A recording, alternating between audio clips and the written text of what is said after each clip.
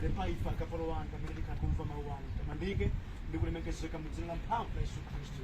Amen. Amen. Kana chopanda ulemu ndikapanda kwanga recognize apresidential advisor Reverend Brian Kamwendo amenenso kama ndiona amanyadira kupeza ndi mwana wa wasukulu mosokolo langa atukoza kwambiri zedi okondedwa mawu a Mulungu amene tidzawerenga achokera pa Yakobo chapter number 1 ndime yake yomwe ija ndime ya number 22 komanso ndidzaphatikizana ndi Exodus chapter number 5 kuyambira ndime yake semodzi yokha ndime ya number 2 ndizimveke bwino kuyambire ku Exodus chapter number 5 verse number 2. Koma Farao anati, Yehova ndani kuti ine ndimumvere ndikulola Israeli kuti apite? Ine Yehova sindimdziwa ndipo sindilola kuti Israeli apite. Amen. Komanso tidzawerenga Yakobo chapter number 1 ndime yake ya 22 yomwe ija. Musamangomvetsera chabe mawu ndi kuti lero mafuna tione kusiyanitsa pakati pa anthu monga mmene amachitira ndi mawu a Mulungu. Ku Exodus chapter number 5 verse number 2 akuonetsa Farao amene wamva uthenga umene Mose akunena wakuti Mulungu amutuma Mose kuti adza kulola ana Israeli adza kuyankha kwake akuti Mulunguyo ndi ndani? Kulili ndimvere sindimudziwa Yehova ndikumvera ndichita ilili ndikuloya Malawi limeneno pankhani ya mawu a Mulungu andolosha ndi adi okondedwa mudziwe alipo anthu amene ndi amwamba sedi pamaso adani kodi ndipo za mawu a Mulungu alibe nazo yani kodi tikamakhala anthu fe tisakapusitsane tikhoza kukhala limodzi chotere mwina kugwira ntchito zofanana koma pa chidziwitso ndi machitidwe athu pa nkhani yokhudzana ndi mawu a Mulungu timachita mosiyana. Ndipo gulu loyamba ndi limene alipo tu anthu akodedwa amene iwowo za Mulunguzi mmene alibe nazo ntchito kwambiri tere mori ena asokoza makuseka limabweramo ndiye mukatani mwasowa zochita kumata ndimali mukamava ndi mali iyeyo ndiye kuti ni Mulungu amakhala ndi mafunso okhangati a mwano koma tamvetsera zikuchitika izi popeza kuti iwowo chidziwitso chawo pa Mulungu kuganiza kwawonso pa munthu amene chidziwitso chake pa Mulungu palibe amaganiza mopakira kuganiza kwakeko kuti zimuyendere bwino. Ndi chifukwa chake chinthu cha phindu pa moyo wanu inu amene mumadziwa Mulungu sichidzakhala cha phindu pa moyo wa munthu amene sadziwani kuti Mulungu ndipo kuyankhula kwake ndi kwamakani monga amene akuchita. Ine ndimamvetsetsa ndikamaona mwina akuseka za Mulunguzi, mwina akunyoza za Mulunguzi, mwina akukhala ngati alibe nazo ntchito.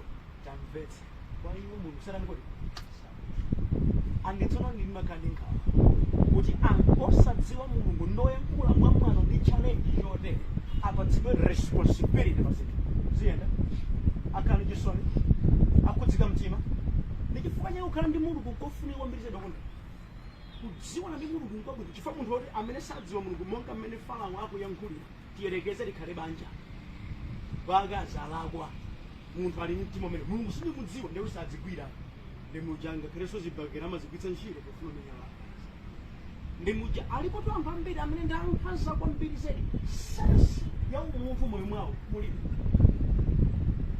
saopa Mulunguyo akamaona kuti ena ali bize akulalikira mawu a Mulunguyo makuti awosozolani kuti zochi.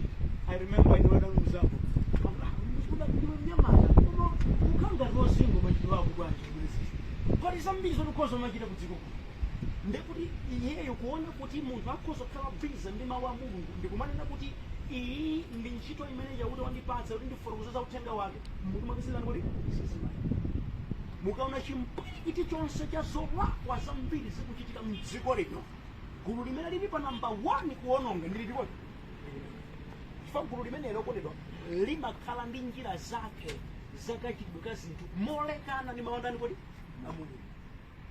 Ndiyamike ndiyankhula ndi inu amene mwina mmakhala ku parliament amene ndakuzambiri matakaso ndi anthu ena kuti mupeze zosowa ndi zambiri atapezeka pakati pathu amene Mulungu alibe ndi channel yakuti apeze zosowa zake apeze chimene akufuna njira yake sikhale kuyang'ana kuti ndi Mulungu. Anthu amene amajama kwanitsa kutsa moyo wa munthu kuli bora wake zezinalo amakwanitsa munthu kumudamejera dzina la mwina wake kuti mwina akatsitsidwe pansi ora iwo akozedwa alibenso mphawa kuti ali mochemodzi akuti pamaligamberana kunja kuna amanama motsindira kwambiri ndipo kuti wina akakulira akutani alibenso kuti ntchito misozi yanu ndiye chimwemwe chawo popeza iwo sakhudzika mtima mkati mwa amali Yehova ndani chifukwa kali konse kamene Yehova datipatsa kuti itsatire iwosanangoli imene gulu lachiwiri likupezeka pa Yakobo 1 verse number 2 tawerenga ichi akuti musakhale akungomva chabe mawu a Mulungu ndi kutenga toka koma mukhale akumva ndi kutani kodi kuchita ndi kuti gulu number 2 ndi lakungomva koma osanani kodi osachita limene linde basiwo ndi china mtindi cha wanthu ndikuyamikeni okondedwa timatopita machachi osiyanasiyana mafunso lizikhala kuti kuchachi kumapita katani kuti akangoona kuti mulipo kapena mtima wanu udagonjeradi kwa Yehovayo alipo ambiri amene ali kugulu limene lakungomva koma osanani kodi osachita ndije ndimakamba dzulo kuti akakumana ndi munthuso wa zamawu a Mulungu amadzijuna kuti akhale ngati mululi amene mkati mwa mtima amatha kudziwa kunena kuti ineyo malemba amatere koma popeza ndife ofoka muzitipemverera ife chonchi ili machitidwe ake ndithu chilungamo tidziwa koma step yakuti akhoza kuchita motsindika ndimene mamufuti chimpwirikiti chimene chikuchitika m'mipingoyo gulu lake ndili tikoti limene mundimvetse gulu loyambirira licheni magamba la anthu amene ndozatchalitcha limene zochana kuti limene ntchito koma gulu lakumva koma osachita ndi limene likuyetsa mavuto ambiri mutchalichi chifukwa amatha kukhala ngati ali chipembedzo ndithu koma sachita motsindika ndi muja malemba amene ananenetsa kuti amakhala nawo maonekedwe achipembedzo mphamvu yake anthu amenewa ndi anthu amene akukhala akusokoneza mawu a Mulungu mpaka koti mavesi molakwika penanso chachikulu kwambiri chakachokula ndichi akumafika po madzimba ineyo at least akuze kundimvetsa chikadali mdziko lapansi ndikoongati mkadatani apa mukudziwanso inu kufuna kwaziti kodi kwa zinthu zimene zimakhalika koma ndimafuna kutsimikizira kunena kuti chiyembekezo cha Mulungu sichimenechi chomanena kuti munthu kuposa kumangomva koma osachita kodi munthu amene amadziwa kuti chona indichi kapena wauzwa ichichi koma osachita tikamena kuti munthu amene ngomwe ndilakwa ndere kufunseni tsoka amene mmatha kudziwa choonadi koma simuchita choonadi kukutchulani wasati kwa ifero omwe mungwa Mulungu mukadzipanga great pamoyo wanu ndikuona zimene Mulungu mwini wake akuyembekeza pamoyo wanu ndi zimene mudamva ndithu kuti Yehova moyo wanu ayembekeza izi koma inuyo osachita chaudabulani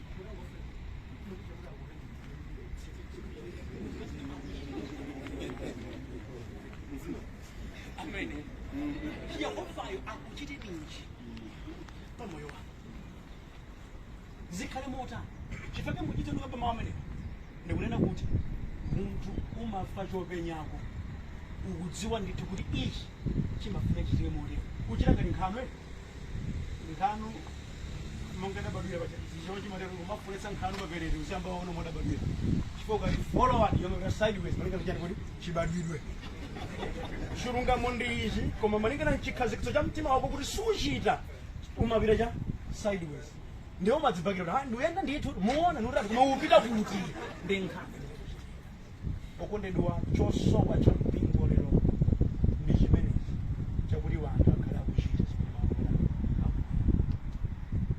kuyankhula monga ndi kuyankhula nene ndi zophweka ndipo ambiri amakwanitsirani kuti kuyankhula kufotokozerana ndi kophweka koma kufika pa mulingo wakuti uchitedi chimenechi kuphweka ndiyamika kwambiri kuyankhula ndi wanthu amene amatha kukuma maso ndi anthu check your mouth balance zimene kuyankhula ndi zimene chifukwa chimenecho ndichimakumbulutsa chilungamo mawu okambidwa koma osachitika limakhala bodza ndipo munthu akamaganizira pakamwa osati mmutu kunama sauna ngati vuto ndi chifukwa zomwezo zimatha kuchoka napita pamasauna ngoti kunena kuti kuyankhula pamaso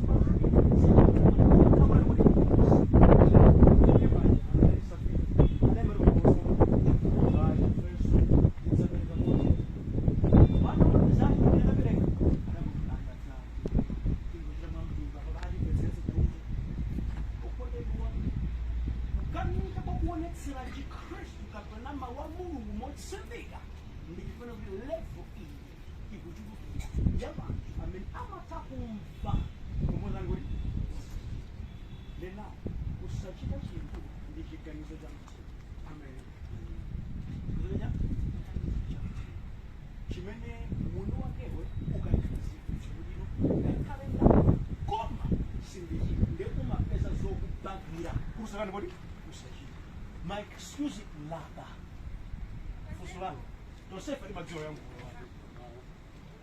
timadziwa kuyankhula. Thank you. Kulimalo kwa kedi bana.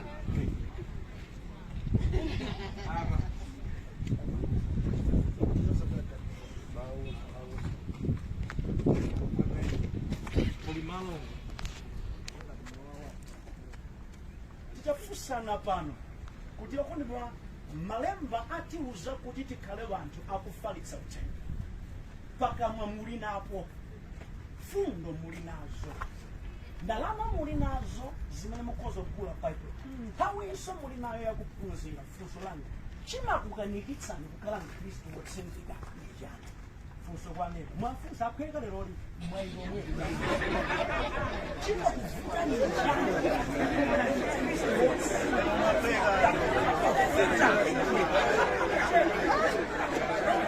ameni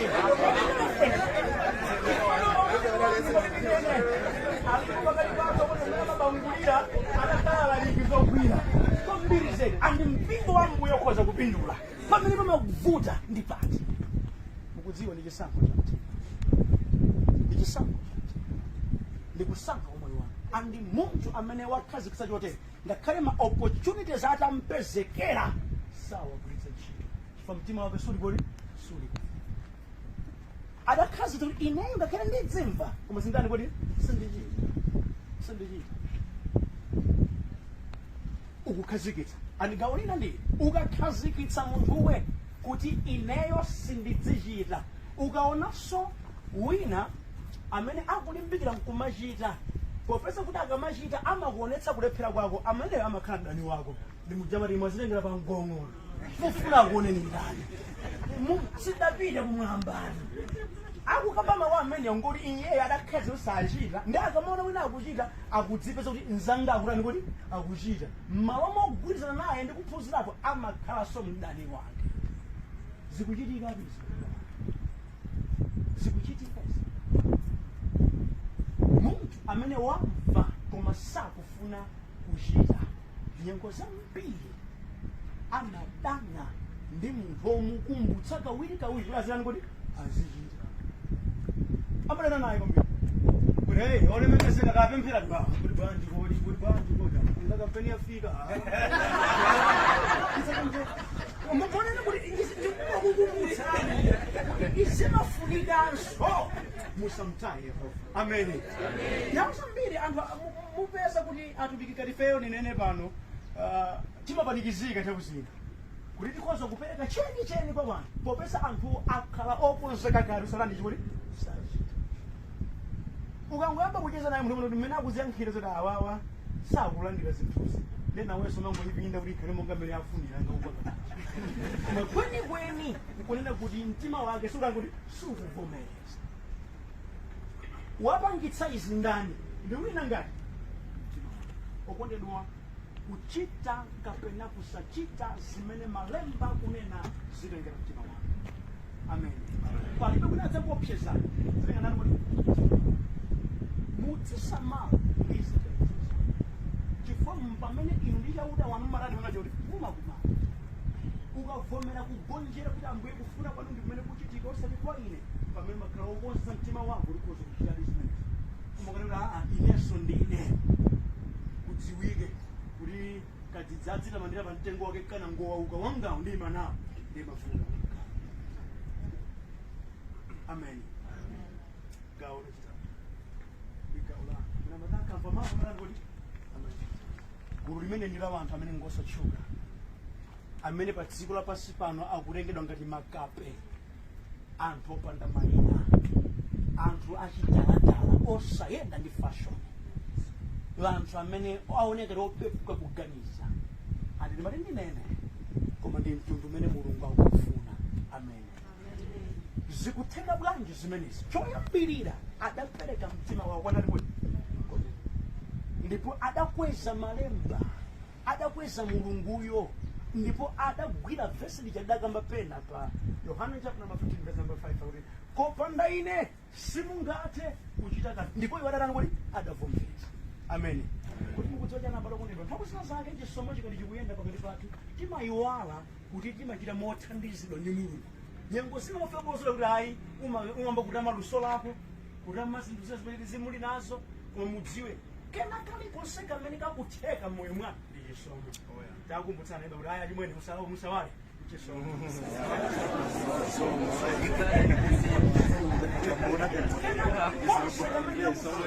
Ndi chisomo sakengera kukoma mtima kwanani kwene ndi chisomo.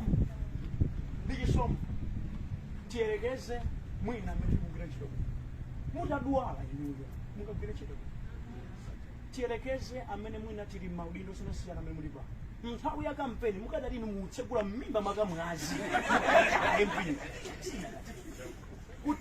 mwina ma resources mukadakhala nawo, fundo kukhala nazo, anthu kukondani, koma kuthekera zikalengera kumwamba kungokoma mtima mwana wanga ngakhale uli nako kufoka kwina. Amen. Ndi muchikonde chimene Yehova akutipatsachi satipatsa ndiyo loti ife tidzichita monga kuganiza kwathu. Ayi, amatipatsa ndi chiyembekezo chakuti nafenso tichita zimene mawakatani kuti ndeno inu amene mukulandira chisomo muzidzifunsa ndi chisomo chimene Yehova akandipatsa ine pa mawu ake, ndi madalitso amene Yehova akandipatsa ineyo ndikukhala bwanji. Chifukwa ndikukumbukira kuti sindinopambana kuposa salengera koma tiona ndi pacha monena kuti Mulungu akamati makambe kotere akufunafuna wina aliyense wa ife afike potsimikizika mtima kunena kuti ndikhala mmodzi amene ndikamva zimene Mulungu akuyenderani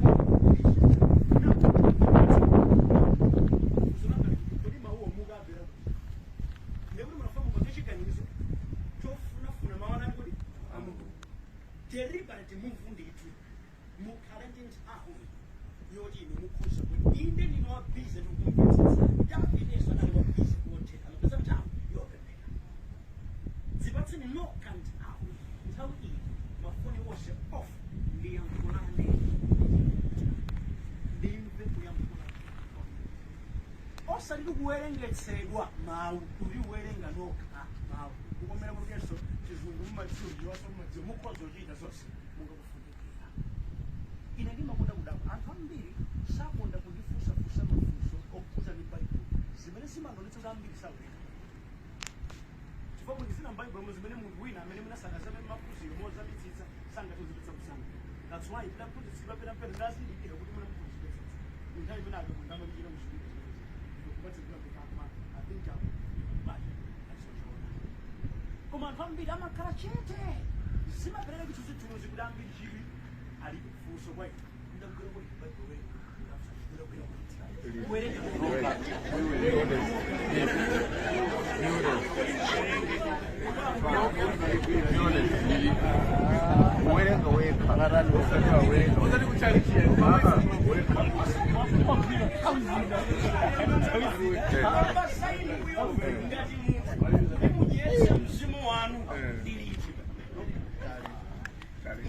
koma zinoonere wamene sakonda kuwerenga Baibulo asimuke muchali chachibwene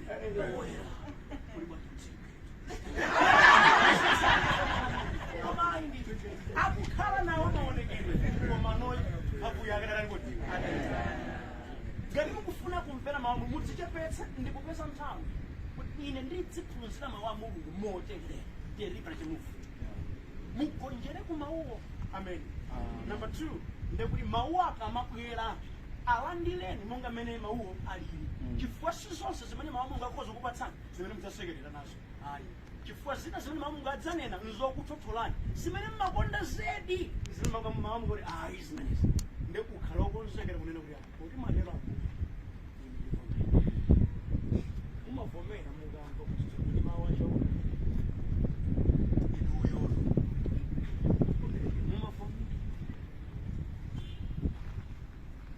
muntu amene akhoza kumfa ndi kuchita ndi amene adakonzeretsa mtima wake kuti kuvomera. Chifukwa timakhala okonzeka ndi mawu amene Mulungu amanena kuti amatipatsa. Nthawi zoti tikhoza kuganiza bwino kwambiri zedi ndi kudzigomera. Koma ukamva mawu Mulungu amene akambira zina kuti mbuye ndimaona ngati ndikukhoza. Koma siku mfete mawu anu ndiulikiranso ndikhoza kuyamba siwatsopano moto. Ndi mtima okonzeka. Ndipo chotsiriza munthu amene nthawi zonse amakhala akudzipanga check kuti ndachita bwanji ndi mawu anani kuti kaya ali kuti kaya ali kuno kuntchito kaya ali ku nyumba kaya ali kuti amadzipanga check kodi muzimene zikuchitikazi malemba amazichita. Tikati zidzifunso kondedwa pakana kali konse amene ndikuchita kuti ndikuchitazi kumwamba mwa mawu ake akuti chiyani. Siku zambiri zachigiriki zinakuti tisukuchita. Koma vuto ndiye mawuwo mwa iwe mulibe kudzifunsa kuchitika. Anthawi zake kuti mawuwo mwa iwe mulibe umadzifunsa maganizo ako kuti kuti ndikuganiza zabwino zoti after all zabwino. Fali yese amadziona kuti ndidolo payika. Ichi mudziwa aliyese ndi shasha payika ndithu. Aliyese ndi dolo kwambiri zedi. Modi muti amaputsana iba nkhaji pomwe chabe koma aliyese dolo payika. Koma no paso sezo sona munthu wina aliyese adafunika konjera mawu ndani kuti wokonjera mawu a Mulungu kapena makobana ndi Yesu Khristu natsimikize kuti iyeyo adzitenga mwana wa Mulungu. Ngakhala kandiza mbiri ndi mabwino na onse sayiwala ndi mwana wanani kuti Ambuye atithandize kuzindikira chimenechi ndi kusunga mu mtima mwathu kuti tikhoza kukhala nacho moona mtima nayenda nazo monga kufunikira ku ulemerero wa dzina lake. Popeza munthu wina aliyense tsono anafunika ndi kuyembekezeka ndi Mulungu kuti akhale mu gawo lonani kuti lomalizali lakuti akamva mawu asangoyamikira koma achite mawu. Amen. Ndalalikiramu mwamva mwina ikozikhala lobhikiro makambirana anachaya pasipateka kunaoneza koma ngati zimene liti zakambirana bwinobwino motere koma usakachita nowekera kulenga izizi nkuika pa status kumati lero zinalera lero ku parliament. Yehova akamayankhula akuyankhula ndi moyo wanu kuti inuyo mukhoza kuyamba kuchita zimene Mulungu anangoti ukondedwa madalitso kwa inu pamene muchita zimene mawu a Mulungu. Amen. Fusa President Advisor Reverend Ban Commando kuti apemphere. Tipemphere. Ambuye Mulungu wathu ngati zimatheka mnyumba ya aliyense wanzeru zapayekha akuluakulu okwana 193 ndikukambirana mu session iyi imene imaposa ma session onse amene amachitika mdziko la Malawi. Timamvetsedwa kuti nchifukwa choti mnyumba iyi muli zimene zimatchedwa ma standing orders. Ma standing orders aife kuchokera ku session imene ikulumikizika pa mpando wa chifumu kuchokera kwa inu Mulungu Tate, Mwana ndi Mzimu Woyera ndiwo mawu a Mulungu. Ndiye mwatifunsa kuti tichita nawo bwanji. Tamvatu mtumiki wanu watiphunzitsa, tatsutsika, tadziona kuperewera ndi kufoka chifukwa mkuyesetsa kwathu patokha tapezeka kuti ndife operewera. Koma zikomo kwambiri kuti ife tikhoza zonse kudzera mwa inu Mulungu wathu amene mutipatsa mphamvuyo. Ndi chifukwa chake tikuyitanani kuti Ambuye Mulungu wathu tikomereni mtima, titsangatireni ndipo lolani chisomo chanu titigwirizize kuti titatsutsika tikhozanso kukhala wanthu amene tikhoza kuchita motsogozedwa ndi kuti ukulu wanu ukhoza kuonekera. Chifukwa pamene ife tichita mawu monga mudanenera pena kuti ngati mudzafulumira kuchita mawu anga mwachangu madalitso onse awa adzakutsatani. Koma ngati mudzachita monga mmene mufunira mulephera kukhala omvera matemberero awa adzakutsatani. pena pake tadziona Ambuye kukhala wanthu operewera, munthu wa zaka 51 kumakhala ngati munthu wa zaka 19, no creative objective thinking and every strategic direction mwa iye mulibe. Makhalanso kutemberereka chifukwa chokuti mawuwa sakugwira ntchito mkati mwathu. Anthu akuphunzitsika nthawi zonse koma opanda nzeru, opanda chidziwitso, chifukwa choti life yawo ilibe order motsogozedwa ndi mawu a Mulungu monga tamvera. Chifukwa chake tithandizeni kuti tikhoze kuyenda motsogozedwa ndinu, kuti pamene tichedwa olemekezeka ana anu, pamene tichedwa their excellencies, chifukwa chitakulandilani Yesu ngati Ambuye ndi Mpulumutsi wa miyoyo yathu, mudzitikomera mtima kuti ulemerero umene tili nawo ngati akazembe ma ambassadors anu ukhoza kuchitidwa umboni ngakhale ndi anthu osakhulupirira. Bwezekani ndipo zikomo kwambiri pamene mtumiki wanu adzakhala ali kupitirira ngakhale masiku amene ali kubwerawo. Pitirizani kuwagwiriziza ndi kuwadzoza kuti ukulu wanu ukhoze kuonekera ndi kuti mmene mufeso tikhoze kudalitsika fa Yesu Khristu Ambuye wathu. Amen. Amen. Zikomo kwambiri.